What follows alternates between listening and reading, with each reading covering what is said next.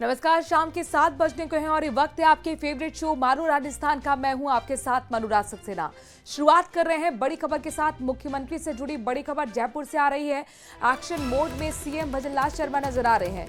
जल संरक्षण पखवाड़े की तैयारियों की समीक्षा की गई है और ज्यादा से ज्यादा जन भागीदारी के निर्देश भी मुख्यमंत्री ने दिए हैं। आपको बता दें कि 5 से लेकर 20 जून तक चलने वाले कार्यक्रमों की मुख्यमंत्री समीक्षा करते हुए नजर आए और साथ ही उन्होंने कहा कि पानी बचाने की मुहिम जन आंदोलन का रूप ले, इस तरह की तैयारी करनी चाहिए। और इसी बाबत एक बैठक जिसमें बड़े निर्देश अधिकारियों को दिए गए हैं। रोशन हमारे संवाददाता इस खबर पर ज्यादा जानकारी के साथ जुड़ गए हैं। रोशन, हालांकि इससे पहले भी इस पूरे पखवाड़े को लेकर मुख्यमंत्री मंच से भी लोगों के बीच अपील कर चुके हैं।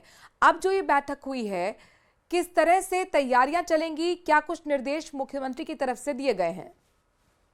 जी बिल्कुल, देखिए आज मुख्यमंत्री भजनलाल शर्मा ने जल संरक्षण जो पखवाड़ा है उसको लेकर मुख्यमंत्री निवास के ऊपर अहम बैठक बुलाई, जिसमें निर्देश दिए गए कि जो 5 जून जो पर्यावरण दिवस है, इससे 15 दिवस के लिए जल संरक्षण पखवाड़ा है वो मनाया जाए। इसको लेकर मुख्यमंत्री भजनलाल शर्मा ने बैठक के अंदर जो तमाम अधिकारी जो संबंधित जिला कलेक्टर हैं उन्हें इससे जो है वो इस कहा जा सकता है कि जल संरक्षण पखवाड़े को लेकर दिए गए हैं। मुख्यमंत्री भजनलाल शर्मा ने कहा कि राजस्थान में जो जिस तरीके से जल है और जल को बचाने का जो महत्व है, इसको जन आंदोलन बनाया जाए, इस जन आंदोलन को जन जन तक पहुंचाया जाए।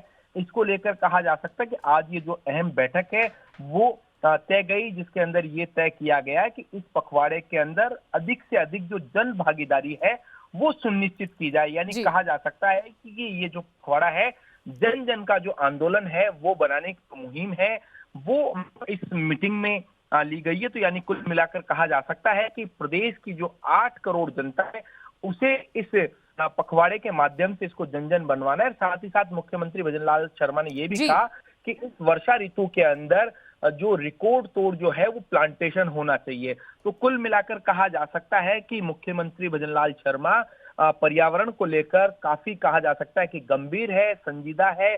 जिस तरीके से जाहिर तौर पर जन संरक्षण ये पखवाड़े किस तरीके से एक मुहिम बने, जन आंदोलन बने, इसी को लेकर मुख्यमंत्री काफी सजग नजर आ रहे हैं, एक्टिव नजर आ रहे हैं। शुक्रिया तमाम जानकारी हम तक रोशन पहुंचाने के लिए। और अब बात प्रताप सिंह खाचरियावास की करते हैं। दरअसल ब्रेकिंग न्यूज, बड़ी खबर जयपुर से आपको बताते हैं। प्रताप सिंह खाचरियावास का सरकार पर सीधा आरोप। स्मार्ट मीटर पर खाचरियावास ने सरकार पर आरोप लगाए। बिजली के स्मार्ट मीटर के जरिए भ्रष्टाचार हो रहा है। नेता, अधिकारी, उद्योगपति भ्रष्टाचार कर रहे हैं। बीजेपी सरकार बड़ा स्मार्ट भ्रष्टाचार करने जा रही है। नया स्मार्ट मीटर फ्री में क्यों लगाना चाहती है, ये सवाल भी उन्होंने किया और कहा कि अभी इस वक्त पूरे प्रदेश में बिजली के इलेक्ट्रॉनिक मीटर लगे हुए हैं, जबकि इलेक्ट्रॉनिक मीटर खराब ही नहीं तो फिर नया स्मार्ट मीटर फ्री में क्यों लगाना चाहती है सरकार। बीजेपी सरकार इसके पीछे का मकसद क्या है, साफ तौर पर बताए। और उनका कहना है क्या है, सिर्फ एक मकसद ही है, 5 या फिर 10,000 करोड़ की जो मीटर खरीदे जाएंगे उनमें स्मार्ट भ्रष्टाचार होगा। आखिर बीजेपी सरकार को अचानक फ्री में स्मार्ट मीटर लगाने की जरूरत क्यों पड़ी, ये तमाम सवाल पूछते हुए सीधे सीधे उन्होंने सरकार पर गंभीर आरोप लगाए हैं भ्रष्टाचार के। ये राजस्थान की सरकार क्यों लगाना चाहती है फ्री में, कहाँ जरूरत आ गई। लोगों के घर में मीटर सही काम कर रहा है। पहले आप इलेक्ट्रॉनिक मीटर लेकर आए और आपने कहा कि इस इलेक्ट्रॉनिक मीटर से चोरी बंद हो जाएगी। लोगों के घरों पे इलेक्ट्रॉनिक मीटर लगा हुआ है, किसी के घर पे चक्री का मीटर भी बिल्कुल सही लगा हुआ है। जब इलेक्ट्रॉनिक मीटर सही है और चक्री का मीटर सही चल रहा है और लगभग 99.9% घरों में राजस्थान में इलेक्ट्रॉनिक मीटर लगे हुए हैं। अब राज्य की भाजपा सरकार कह रही है हम तो फ्री में स्मार्ट मीटर लगाएंगे। आप तो फ्री में कुछ भी नहीं देते, जहर ही नहीं बांटते आप फ्री में। ये जो फ्री में बिजली मिल रही है 150 यूनिट, वो तो कांग्रेस सरकार की देन है। आप इसलिए स्मार्ट मीटर लगाना चाहते हैं कि स्मार्ट मीटर लोगों की जेब काटेगा, ये हवा से भी चलेगा और आपको इसमें बड़ा कमीशन मिल जाएगा। बड़ा भ्रष्टाचार का जरिया है स्मार्ट मीटर। जीनस कंपनी को और कई कंपनियों को ठेका मिला है। अब राजस्थान की सरकार कह रही है चाहे 5,000 करोड़ लगे चाहे 10,000 करोड़ लगे, 1 करोड़ 4 लाख उपभोक्ताओं के जो भी बिजली के कनेक्शन है उनके सबके हम स्मार्ट मीटर लगाएंगे। भाई साहब आप दया कीजिए, आप फ्री में नहीं लगा रहे हैं मीटर, ये जनता का पैसा है, जनता की खून पसीने की कमाई है। जो आपके खजाने में टैक्स के रूप में आती है, आप उस पैसे को बर्बाद मत कीजिए। और अब बात करते हैं किरोड़ी लाल मीणा के एक्शन की। दरअसल किशनगढ़ में नकली खाद फैक्ट्रियों पर बड़ा एक्शन देखने को मिला है। ये एक्शन किरोड़ी लाल मीणा के छापेमारी के बाद हुआ। 13 फैक्ट्रियों पर सीज की कार्रवाई की गई, जबकि 7 फैक्ट्रियों पर एफआईआर और जांच अभी जारी है। इसमें से 3 फैक्ट्रियां निकली पूरी तरह अवैध, बिना लाइसेंस के संचालित। ये रिपोर्ट दिखाते हैं।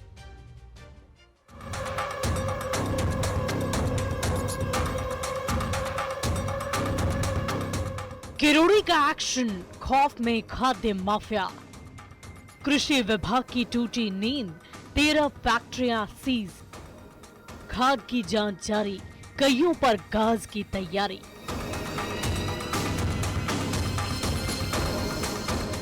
नकली खाद के गोरख धंधे पर किरोड़ी के एक्शन के बाद खाद्य कृषि विभाग की कुंभकर्णी नींद टूटी है। अजमेर के किशनगढ़ और आसपास के इलाकों में नकली खाद्य बनाने वाली 13 फैक्ट्रियां सीज कर दी गई है। वहीं 7 फैक्ट्री मालिकों के खिलाफ एफआईआर दर्ज हुई है। जिन फैक्ट्रियों पर अब तक कार्रवाई की गई है, उसमें 3 खाद्य फैक्ट्री बिना लाइसेंस के ही संचालित हो रही थी, जबकि प्रशासन की तरफ से सिर्फ 23 फैक्ट्रियों को ही लाइसेंस मिला है। बाद में देखा गया कि ये फैक्ट्री लगभग 2 साल से यहाँ पे है और लाइसेंस इस जगह का और इस स्थान का नहीं है, जो कि उर्वरक नियंत्रण आदेश 1985 की धारा 8 व 7 का पूर्ण रूप से उल्लंघन है, जिसके तहत आज पूरी फैक्ट्री के अंदर जो सामग्री है उसको पूरा सीज किया जा रहा है। लगभग 50 से 60 टन का लगभग ये माल है। उसको पूरे संपूर्ण रूप से जो फर्टिलाइज़र है, यहाँ प्रोम है, सल्फर है, मैग्नीशियम सल्फेट है, जितने भी माइक्रोराइजा है, इनका रॉ मटेरियल जो इनके बढ़ने के लिए आता है, उनको संपूर्ण रूप से यहाँ पे सीज किया जा रहा है। किसानों की ओर से लगातार मिल रही शिकायतों के बाद मंत्री किरोड़ी लाल मीणा खाद्य माफिया और उनके अड्डों पर टूट पड़े हैं। उन्होंने अजमेर जिले के किशनगढ़ और आसपास के ग्रामीण इलाकों में चल रही नकली खाद्य बनाने वाली फैक्ट्रियों पर बड़े पैमाने पर छापेमारी की। इस दौरान फैक्ट्रियों में लाखों टन नकली खाद को जब्त किया गया है। फैक्ट्रियों में रेड के दौरान कृषि मंत्री ने अधिकारियों से भी सवाल जवाब करते हुए कई तरह के दिशा निर्देश दिए थे। इस कार्रवाई से तो हम संतुष्ट हैं, लेकिन इससे इतना नुकसान हो रहा है खेतों को कि हमारा जो बह के बाहर पानी जाता है ना, वो भी पानी मतलब पशु तक नहीं पी सकते उनको, इतना वो गंदा पानी हो गया। एक तो फसल कमजोर है रही है और किसानों के लिए जो जमीन बरसात बरसे तो भी वो पानी बह जा रही है, दूसरा के मान भी जा रही है, तो वो भी खराब है। इससे खेती की उर्वरा शक्ति पूर्णतया खत्म होने के आसार होते हैं और जो उत्पन्न होते हैं अनाज कुछ भी है तो उसको जो हम खाते हैं उससे कैंसर बढ़ने के बेहद ही आसार होते हैं, तो ये बहुत ही हानिकारक है। बताया जा रहा है कि इन फैक्ट्रियों में मार्बल के चूरे और मिट्टी के साथ साथ अलग तरीके से कलर मिलाकर खाद की तैयारी की जा रही थी, जिसे न सिर्फ अजमेर बल्कि राजस्थान और राजस्थान के बाहर भी सप्लाई किया जा रहा था। ब्रांडेड कंपनियों का टैग लगाकर इनकी सप्लाई लगातार की जा रही थी। दरअसल जिन फैक्ट्रियों पर कार्रवाई की गई है, उनमें से ज्यादातर पिछले 3-4 सालों में स्थापित हुए हैं। कृषि विभाग की लगातार कार्रवाई से नकली खाद फैक्ट्री संचालकों में हड़कंप मचा हुआ है और आने वाले दिनों में कई और फैक्ट्रियों पर गाज गिरना तय माना जा रहा है। कृषि मंत्री किरोड़ी लाल मीणा एक्शन मोड में हैं। अलग अलग स्थानों पर नकली खाद को लेकर कार्रवाई की जा रही है। किशनगढ़ उपखंड में अब तक 13 फैक्ट्रियों को सीज किया गया है, तो वहीं 7 के खिलाफ मुकदमे दर्ज करने के आदेश दिए हैं। इनके खिलाफ मुकदमे भी दर्ज हो गए हैं। इसके अलावा 23 फैक्ट्रियों के खिलाफ जांच जारी है, जिनके खिलाफ भी इस मामले में कार्रवाई की जा सकती है। वहीं लाखों टन नकली खाद है, उसे जब्त करने की कार्रवाई भी की जा रही है। इस तरह से अजमेर के साथ साथ अलग अलग क्षेत्रों में इस तरह की कार्रवाई लगातार जारी है और किरोड़ी लाल मीणा के निर्देश पर कृषि विभाग इस मामले में एक्शन मोड पर है। इस मामले में कृषि विभाग के साथ ही अन्य अधिकारी भी जांच में जुटे हैं, जिससे कि नकली खाद बनाने वाले अन्य लोगों पर कार्रवाई की जा सके और ये गोरख धंधा कब से चल रहा है, इसको लेकर भी जांच की जा रही है। इसके कौन कौन इसमें लिप्त हैं और कितने बड़े अधिकारी इसमें शामिल हैं, इसके खिलाफ भी मामले की जांच की जाएगी। कैमरा पर्सन कौशल सेन के साथ अशोक सिंह, न्यूज़ 18 अजमेर। और अब आपको ग्राफिक्स के जरिए बताते हैं कि किरोड़ी लाल मीणा के एक्शन के बाद किन किन फैक्ट्रियों पर सीज करने की कार्रवाई की गई है। पहली आपको हमने दिखाया और दूसरी अतिशय बायोटेक इंडस्ट्रीज, यानी 13 फैक्ट्री जो सीज की गई है, उनमें से आपको एक एक का नाम बता रहे हैं। और फिर तीसरे नंबर पर आती है राघव एग्रो इंडस्ट्रीज। कुल मिलाकर किरोड़ी लाल मीणा का एक्शन लगातार जारी है। श्री गोवर्धन एग्रो नाम की इस फैक्ट्री को भी सीज किया गया है। 5वां नंबर आता है दिव्या एग्रोफर्ट इंडस्ट्री, ये की नकली खाद बना रही थी, इन पर भी कार्रवाई की गई है। श्री एग्रो फैक्ट्री पर बड़ी कार्रवाई की गई है।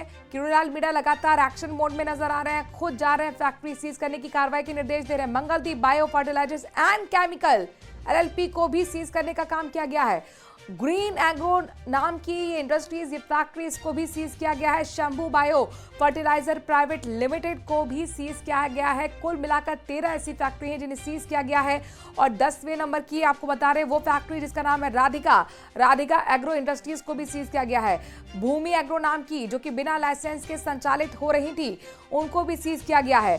कमला नव भारत एग्रो बिना लाइसेंस की ये भी संचालित हो रही थी, इसे भी सीज किया गया, इसके खिलाफ भी एक्शन लिया गया। सनशाइन खाद तेल, ये भी बिना लाइसेंस के ही संचालित हो रही थी इंडस्ट्री, और इस पर भी गाज गिरी है। Tropical agro system India private limited, इस फैक्ट्री को भी सीज किया गया है, क्योंकि ये तमाम ऐसी फैक्ट्रीज हैं जहां पर नकली खाद बनाया जा रहा था, बिना लाइसेंस के संचालित हो रही थी, कई अनियमितता थी और इसके बाद इन फैक्ट्रीज पर गाज गिरी गई। टोंक जिले के समरावता में नरेश मीणा थप्पड़ कांड और आगजनी मामले में पूर्व IAS केसी घुमरिया ने सरकार पर सवाल खड़े कर दिए हैं।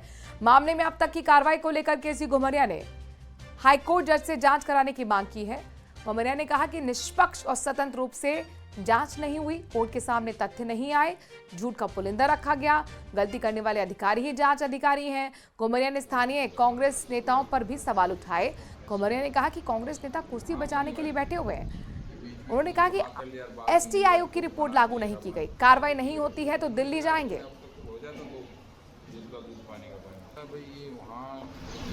ये कांग्रेस के लिए बहुत बड़ा मुद्दा था जो इसको उठाते तो, लेकिन कांग्रेस ही हमारे जो हैं, कोई तो अपने भाई बंधुओं को बचाने के लिए बैठे हुए हैं क्योंकि सारे अधिकारी उनके समाज के हैं, कोई अपनी कुर्सी बचाने के लिए बैठे हैं कि यार कोई नरेश मीणा या केसी घुमरिया या कोई दूसरा नया नेता नहीं खड़ा हो जाए। तो सब अपने अपने स्वार्थ को रो रहे हैं। किसी को जो है ये शर्म नहीं आती कि इंसानियत शर्मसार हुई है, गरीबों पे इतना बड़ा अत्याचार हुआ है, उसके बारे में भी काम करना है, वो किसी को नहीं दिख रहा। इसलिए कांग्रेस की बात नहीं, कांग्रेस की होते हुए भी हम सच बोलते हैं और ये हमारे राहुल गांधी जी बोलते हैं।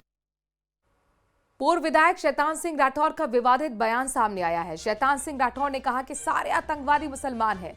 मैं तो विधायक रहते भी बोल चुका हूं। मदरसे किसके लिए हैं और क्या यहाँ राष्ट्रपति तैयार होते हैं? देश में मदरसों के साथ कई ऐसी संस्थानें चल रही हैं जहां देश विरोधी गतिविधियां हो रही हैं। भारत सरकार को ऐसे संस्थानों को बंद करना चाहिए।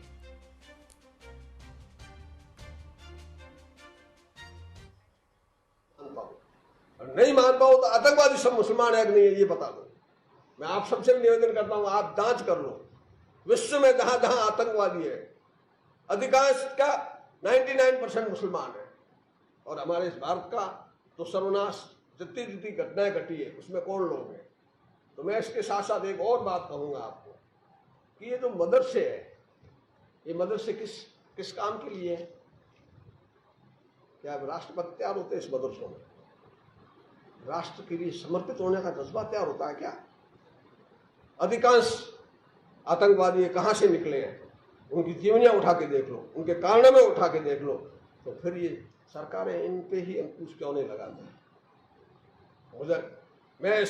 ये मेरा व्यक्तिगत सोच है और मैं वो गारंटी के साथ कहता हूँ कि मदरसों में सिर्फ और सिर्फ संप्रदाय विशेष के लिए कैसे ये गुनबा कैसे बढ़े और बाकी को कैसे मिटाए, ये सिखाया जाता है। और कोटा से बड़ी खबर आ रही है जहां पर सुकेत कस्बे में अवैध बिजली का बड़ा गोरख धंधा पकड़ा गया है। शिक्षा और पंचायत राज मंत्री मदन दिलावर ने अपने विधानसभा क्षेत्र सुकेत कस्बे में इस बड़े गोरख धंधे को खुद पकड़ा है।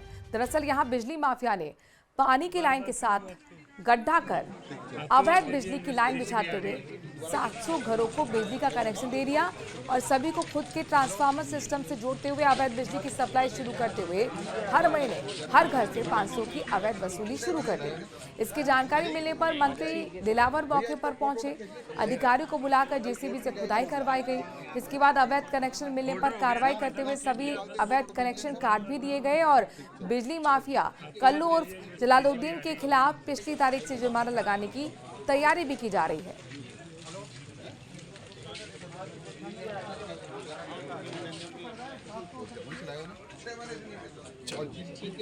भैया इसको फोटो खींच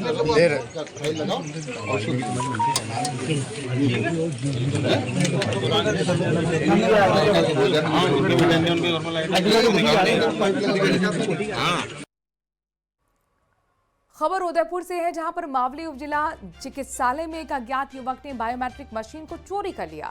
ये पूरी वारदात वहां पर लगे सीसीटीवी में कैद हुई। ये वीडियो अब सोशल मीडिया पर भी वायरल हो रहा है। युवक अपने बच्चे के इलाज के बहाने अस्पताल आया था। कुछ समय परिसर में घूमा और उसके बाद मौका देखते ही बायोमेट्रिक मशीन तोड़कर चोरी कर ली और फिर आसानी से फरार भी हो गया। फिलहाल पुलिस आरोपी की तलाश में जुटी है।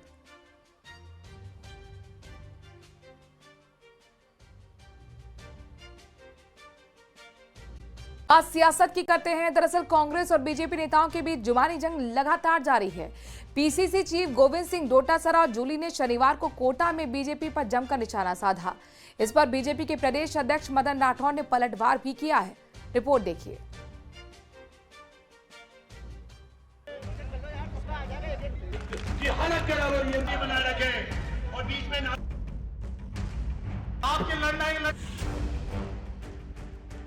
कांग्रेस का हमला, डोटासरा का वार। बीजेपी प्रदेशाध्यक्ष ने किया पलटवार। अंतरकलह पर जंग, सियासत जोरदार। बीजेपी के राष्ट्रीय अध्यक्ष जेपी नड्डा के शनिवार को जयपुर दौरे के बाद से प्रदेश की सियासत गर्मा गई है। नड्डा के कार्यकर्ताओं को नसीहत पर कांग्रेस ने तंज कसा और इसके कई मायने निकाले गए। कोटा में शनिवार को कांग्रेस की ओर से संविधान बचाओ रैली का आयोजन हुआ था, जिसमें प्रदेश कांग्रेस अध्यक्ष गोविंद सिंह डोटासरा और विधानसभा में नेता प्रतिपक्ष टीकाराम जूली सहित कांग्रेसी कई वरिष्ठ नेता मौजूद रहे। इस दौरान बीजेपी पर पीसीसी चीफ गोविंद सिंह डोटासरा और नेता प्रतिपक्ष टीकाराम जूली ने जमकर निशाना साधा और कहा कि बीजेपी में अंतरकलह चल रही है और एक भी मंत्री ढंग से काम नहीं कर सकता। यहाँ का राजस्थान का जो डबल इंजन की सरकार अपने आप को बताते हैं, उस डबल इंजन में से एक राजस्थान का जो इंजन है, उसके कैबिनेट मंत्री ये कह रहा है कि पूरे देश में ही ये नकली खाद बना करके और किसानों को ठगा जा रहा है। इससे ज्यादा तो कोई शर्म की बात इनके लिए हो नहीं सकती। और वो भी कहां, जहां इनका भारत सरकार में मंत्री है, उसकी नाक के नीचे उसके घर में किशनगढ़ और अजमेर संसदीय क्षेत्र में। देखिए, सरकार की इतनी किरकिरी हो चुकी है पूरे देश के अंदर, जो बदनामी यहाँ के मंत्रियों की, मुख्यमंत्री की हुई है ना, शायद ऐसी कहीं किसी की नहीं होगी। उसको डैमेज कंट्रोल करने के लिए हो सकता है पर्ची भी बदल जाए। नड्डा साहब यहाँ पे आए हैं, वो इनके काम की समीक्षा करने के लिए यहीं पे आए हैं। अभी गुजरात में डांट पड़ी थी, आप सबको पता होगा। यानी यहाँ इनको धमकाते सब चीजें जनता के बीच में चली जाती। गुजरात बुलाकर इनको वहां पे इनकी क्लास ली गई है, इनसे पूछा गया, इनकी परफॉर्मेंस पूछी गई है। प्रदेशाध्यक्ष मदन राठौर ने कांग्रेस पर पलटवार किया और कहा कि बीजेपी में कोई अंतरकलह नहीं है, कांग्रेस पहले अपना घर संभाले। साथ ही कहा कि कांग्रेस में अंतरकलह जग जाहिर है। अपना अंतरकलह संभाल ले, हमारे यहाँ कोई अंतरकलह नहीं है। वो पता नहीं कहाँ से कोई विषय लाते हैं, कोई विषय जो है ही नहीं और फालतू की बातें करते हैं। हमारे यहाँ अंतरकलह ढूंढ रहे हैं। अपना घर तो संभाल लो कि आपस में एक दूसरे को लड़ रहे हो। टीकाराम जूली जी को नीचा दिखाना चाहते हैं और अपने डोटासरा जी, और डोटासरा जी को नीचा दिखाना चाहते हैं जूली साहब। अब डोटासरा जी सदन में कैसी अमर्यादित उन्होंने व्यवहार की, कोई मध्यस्थता नहीं है, न मैंने कोई ऐसा कोई सुझाव दिया है। न मैंने कोई पंचायती की है। दूसरी बात है, हमारे नेतृत्व ने बहुत क्लियर किया कि हमें किसी की मध्यस्थता स्वीकार नहीं है और न किसी ने हमें ऐसा कहा। पाकिस्तान के सैन्य अधिकारी ने सफ़ेद झंडा लहरा करके माफ़ी मांगी, गिड़गिड़ा करके क्षमा मांगी, हमारे सेनाधिकारी से चर्चा की। कांग्रेस बीजेपी में सियासी बयानबाजी जारी है। देखना होगा कि अंतर्कलह पर जारी इस जंग में आगे क्या क्या और होता है। Bureau report, news 18।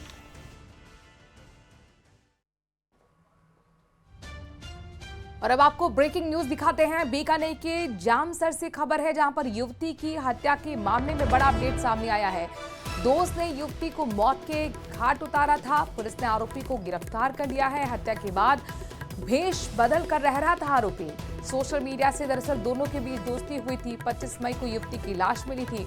घर से भागकर आरोपी के पास युवती गई थी। दोनों नूरसर में एक साथ रह रहे थे। मोबाइल की बात को लेकर दोनों के बीच विवाद हुआ। आरोपी ने गला दबाकर युवती की हत्या कर डाली।